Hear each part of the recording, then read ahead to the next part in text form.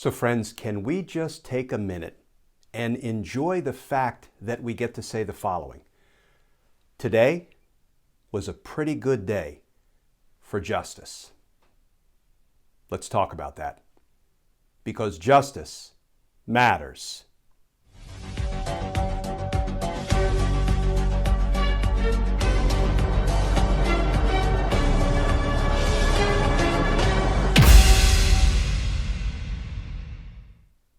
Hey all, Glenn Kirshner here. So today was a pretty good day on the justice front. First, there was this news, as reported out by the New York Times. Former Proud Boys leader indicted in January 6th investigation. And that article begins, Enrique Tarrio, the former leader of the Proud Boys, has been charged with conspiring with other top lieutenants of the far-right nationalist group to attack the Capitol last year, according to an indictment set to be released on Tuesday by federal prosecutors. And then that article continues, Mr. Tarrio, or as he can now be called, Defendant Tarrio, was not in Washington on January 6th, having been arrested 2 days earlier for having vandalized a Black Lives Matter banner at a black church in the city after a pro-Trump rally in December in 2020.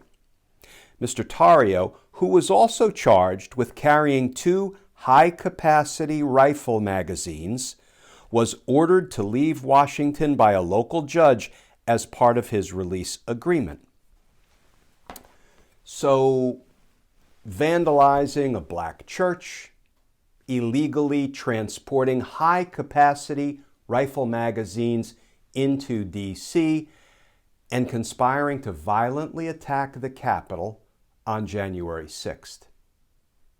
Only the best people. But think about this, friends. Defendant Tarrio wasn't even at the Capitol on January 6th, and yet today he stands indicted for what happened on the Capitol on January 6th. Speaking of people who didn't even enter the Capitol on January 6th, a D.C. jury today convicted this guy, Guy Reffitt, on all criminal counts, including obstructing an official proceeding, Congress's gathering to certify Joe Biden's win. Now, my friend Scott MacFarlane has been closely covering and reporting on the Guy Reffitt trial, and here's what he tweeted out today. Flash, verdict is in first January 6 trial. Guy Reffitt of Texas, stand by. And then just moments later, Scott MacFarlane tweeted out the following. Guilty on all counts. The jury took less than 4 hours of deliberation. Huge statement by D.C. jury, huge win and leverage for U.S. Justice Department with hundreds more cases to come.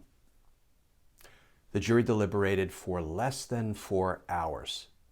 That's barely enough time for a jury to select a 4-person and begin reviewing the evidence that was introduced over the course of the trial.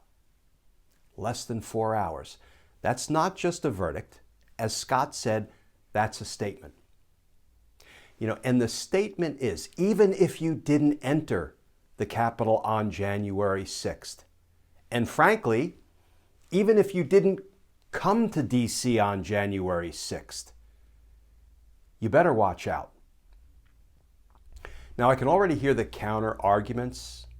Today's indictment of Tarrio, today's conviction of Reffitt, neither of them involve the command structure of the insurrection. The Steve Bannons and the Roger Stones, the John Eastmans and the Jeffrey Clarks, the Mo Brooks, the Rudys, the Don Juniors, or TFG, the former Guy. But today's developments show that the Department of Justice is showing up and shutting down and holding accountable the leadership of these white supremacist and nationalist groups. And friends, in my opinion, DOJ is not going to stop there. Because justice matters. Friends, as always, please stay safe. Please stay tuned. And I look forward to talking with you all again tomorrow.